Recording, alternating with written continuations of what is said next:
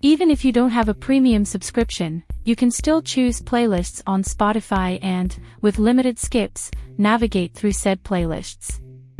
Spotify randomly playing songs out of the predefined playlists is not a feature, and this points to something else.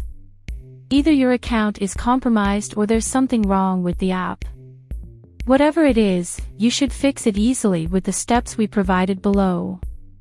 If you still have issues after taking these steps, make sure to contact Spotify support and report the problem to them. Why does Spotify play random songs?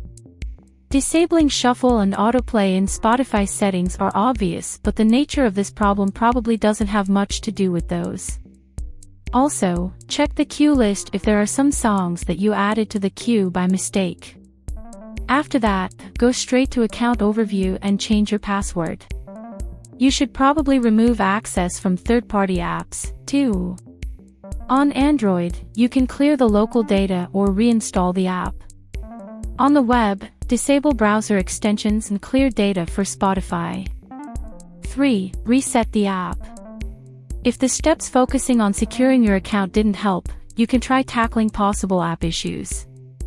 I've been using Spotify for years and never have I run into anything remotely similar to this problem. This doesn't mean that others had the same experience.